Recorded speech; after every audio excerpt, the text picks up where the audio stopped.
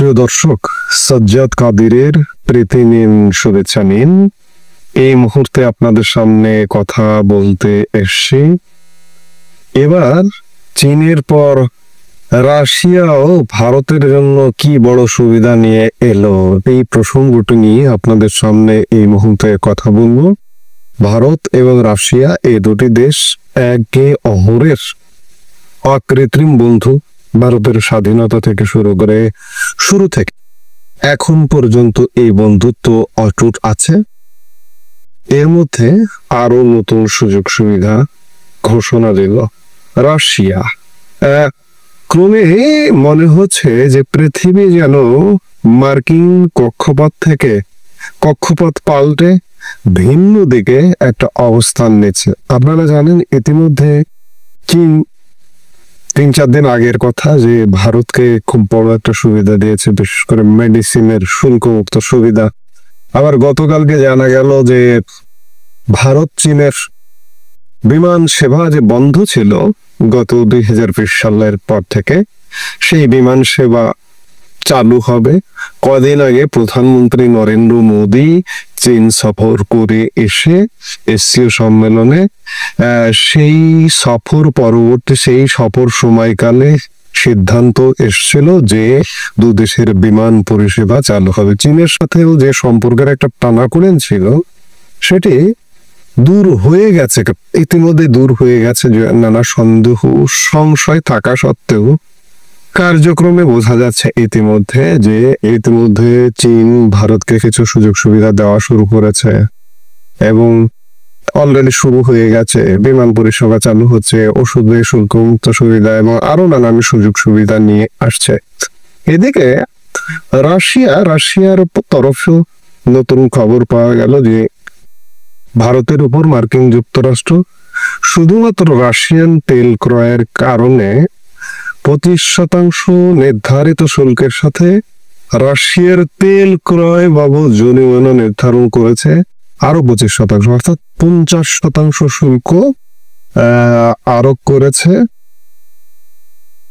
রাশিয়ার তেল ক্রয়ের জন্য যুক্তরাষ্ট্র।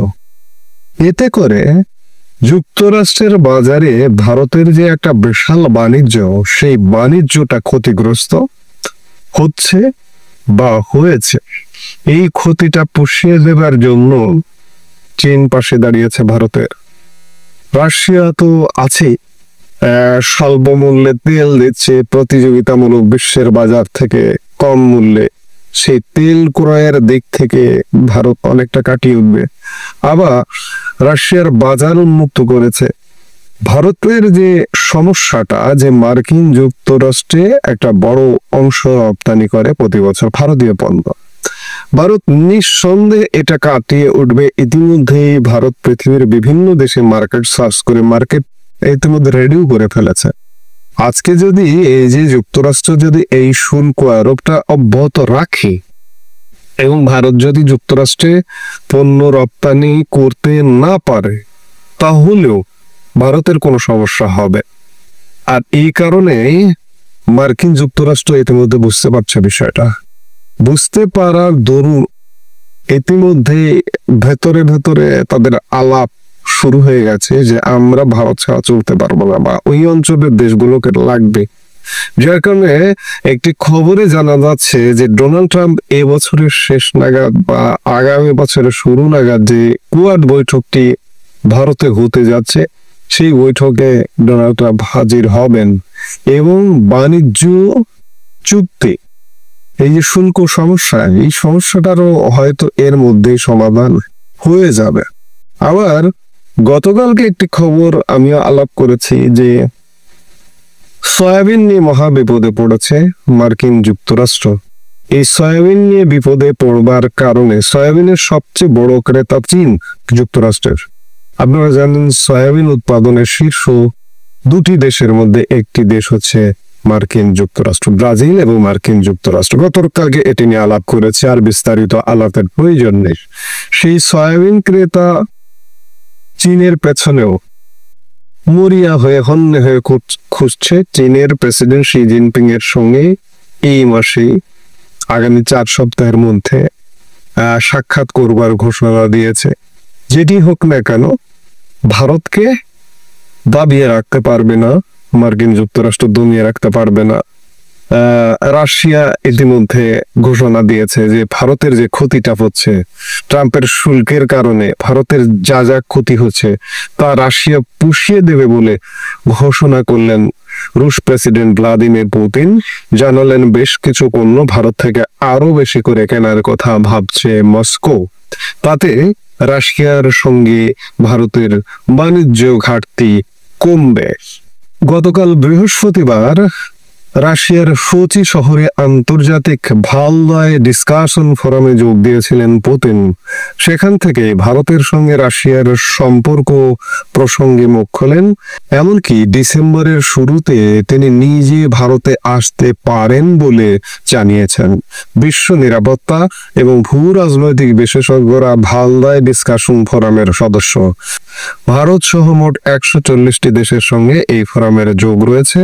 পুতিন বলেন, ভারতের সঙ্গে আমাদের কোনোদিনই কোনো সংঘর্ষ বা দ্বন্দ্ব ছিল না, কোনোদিনই নয়। বরং ভারতের স্বাধীনতা যুদ্ধের সময় সোভিয়েত ইউনিয়নের ভূমিকার কথা মনে করিয়ে দেন রুশ প্রেসিডেন্ট। বলেন, ভারতে সকলে জানে আমরা কি করেছি, ওরা মনে রেখেছে, ওরা এর গুরুত্ব দিয়েছে। ভারতের প্রধানমন্ত্রী নরেন্দ্র মোদীর প্রশংসাও শোনা গেছে পুতিনের মুখে। মোদীকে বন্ধু বলে উল্লেখ করে তিনি জানিয়েছেন, রাশিয়া এবং ভারতের সম্পর্কের মধ্যে বিশ্বাস রয়েছে। এরপরে ভারতের ক্ষতি পুষিয়ে দেওয়ার কথা বলেন তিনি।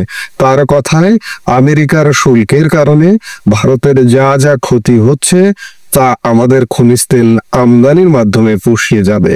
সেই সঙ্গে এই অবস্থানের কারণে সার্বভৌম হিসেবেও ভারতের মর্যাদা বাড়বে। ভারত থেকে বেশি করে ওষুধ এবং কৃষিজাত পণ্য কেনার কথা ভাবছে রাশিয়া। পুতিন বলেন, ভারত থেকে আরো কৃষিজাত পণ্য কেনা যেতে পারে। ওষুধি পণ্যের জন্য আমাদের দিকে কিছু পদক্ষেপ করা হতে পারে। ওষুধ নিয়ে বেশ সুযোগ সুবিধা। চীন ইতিমধ্যে শুল্কমুক্ত সুবিধা দিয়েছে। রাশিয়া ঘোষণা করলো ভারত থেকে আরো বেশি বেশি করে ওষুধ কিনবে, কৃষিজাত পণ্য কিনবে। উল্লেখ্য, গত কয়েক বছর ধরে ইউক্রেনের সঙ্গে যুদ্ধরত রাশিয়া। যুদ্ধ শুরু হওয়ার পর থেকে তাদের বিরুদ্ধে আমেরিকা সহ পশ্চিমী দুনিয়া বেশ কিছু বিধিনিষেধ আরোপ করেছিল, কিন্তু ভারতের অবস্থান এক্ষেত্রে নিরপেক্ষ। রাশিয়া খনিজ তেলের দাম কমিয়ে দেওয়ায় তাদের থেকে তেল কেনা বাড়িয়ে দেয় দিল্লি। এতে আপত্তি তুলেছে হোয়াইট হাউস। তাদের দাবি, দিল্লির এই সিদ্ধান্তের কারণেই ইউক্রেনে যুদ্ধ বন্ধ হচ্ছে না, কারণ যুদ্ধের জন্য প্রয়োজনীয় অর্থ ভারতের কাছে খনিজ তেল বিক্রি করে তুলে নিচ্ছে মস্কো। তা বন্ধ করার উদ্দেশ্যে ভারতের উপর 50% শুল্ক আরোপ করেন ট্রাম্প। কিন্তু এখনো পরিস্থিতি বদলায়নি। ভারত জানিয়েছে আন্তর্জাতিক বাজার দর এবং জাতীয় স্বার্থের কথা মাথায় রেখেই তারা বাণিজ্য নীতি স্থির করে। এর ফলে আমেরিকার সঙ্গে ভারতের সম্পর্কেরও কিছুটা অবনতি হয়েছে। সেই ঘাটতি পাল্টা বাণিজ্য দিয়ে পুষিয়ে দেওয়ার কথা বললে চীন ভারতের পাশে দাঁড়িয়েছে, রাশিয়া ভারতের পাশে দাঁড়িয়েছে। আরেক নিকট প্রতিবেশী দেশ আফগানিস্তান, আফগানিস্তানের পররাষ্ট্রমন্ত্রী এই প্রথমবারের মতো ভারত সফর করতে যাচ্ছেন। 2021 সালে তালিবান সরকার আফগানিস্তান শাসনভার দখল করবার পরে ভারতে সফর করতে যাচ্ছেন। এর আগে ভারতের পররাষ্ট্র সচিব বিক্রম মিশ্রের সাথে দুবাইয়ে বৈঠক হয়েছে। এবার সশরীরে ভারত সফর করতে যাচ্ছেন আফগান পররাষ্ট্র মন্ত্রী। সবকিছু মিলিয়ে ভারত এই অঞ্চলের কেন্দ্রে এসে যাচ্ছে বা এসে গেছে। শুধুমাত্র বাংলাদেশ ভারতের মর্যাদাটা বুঝছে না। বাংলাদেশ বুঝছে, বাংলাদেশের মানুষ বোঝে, কিন্তু বাংলাদেশের এই মুহূর্তে যে একটি অন্তর্বর্তীকালীন সরকার আছে, এরা উল্টো পথে চলে। দরকার ভারতকে ভারতের সাথে দহরম মহরম খাতির না করে সারা পৃথিবী ভারতের সাথে খাতির করতে আসছে। চীন আসছে, রাশিয়া আসছে, রাশিয়ার আগে থেকেই খাতির আছে, সম্পর্ক আছে, কিন্তু নতুন করে নতুন নতুন সুযোগ সুবিধা নিয়ে আসছে। আবার চীন যে সম্পর্কের একটা খারাপ পরিণতি ছিল বেশ কিছু সময়, সেই সম্পর্কটা কাটিয়ে একটা ভালো সম্পর্কের দিকে আসছে। আবার আফগানিস্তান, পাকিস্তানের সাথে লাগোয়া দেশ আফগানিস্তানও ভারতের সাথে চমৎকার সম্পর্ক নিয়ে হাজির হচ্ছে। আফগানিস্তানে ইতিমধ্যে ভারতের বেশ প্রচুর বিনিয়োগ আছে, যদিও আফগান সরকারকে ভারত স্বীকৃতি দেয়নি, আফগানের তালিবান সরকারকে, কিন্তু সম্পর্কের নয়া ডাইমেনশন প্রতিনিয়ত আসছে। বাংলাদেশ সেদিক থেকে ভিন্ন। বাংলাদেশ ভাবখানে এমন মার্কিন যুক্তরাষ্ট্র একটা অ্যাটিটিউড করতে পারে, মার্কিন যুক্তরাষ্ট্র বেশ মোড়ক, কিন্তু বাংলাদেশের এই মুহূর্তের অন্তর্বর্তীকালীন সরকারের আচরণ দেখে খানিকটা মনে হচ্ছে নির্বোধ পাকিস্তানের মতো বাংলাদেশের আচরণ, যে বাংলাদেশও ভারতের সাথে মার্কিন আচরণ করছে। ছোট মুখে বড় কথা। বাংলাদেশ কিছুই না। আমি আমার নিজের দেশ, আমি আমাদের দেশ সম্পর্কে তো জানি, আমার দেশের সক্ষমতা, আমার দেশের অবস্থান পৃথিবীতে, অর্থনৈতিক, সামরিক।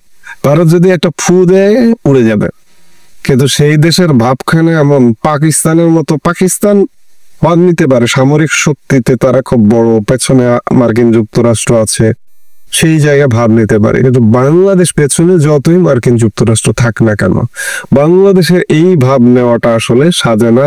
বাংলাদেশের পররাষ্ট্র নীতির মূলনীতি যে সকলের সাথে বন্ধুত্ব, কারো সাথে শত্রুতা বা বৈরিতা নয়, সেই জায়গা থেকে সবচেয়ে নিকট প্রতিবেশী দেশ ভারত, সেই ভারতের সাথে সম্পর্ক উন্নয়ন ছাড়া বাংলাদেশে, আমি বারবার বলি যে কেউ যদি স্বপ্ন দেখে থাকেন যে ক্ষমতার মসনদে বসবেন, বাংলার ক্ষমতার মসনদে, ভারতকে বাদ দিয়ে, ভারতকে কনভিন্স না করে পারবেন না, সেটা সম্ভব হবে না।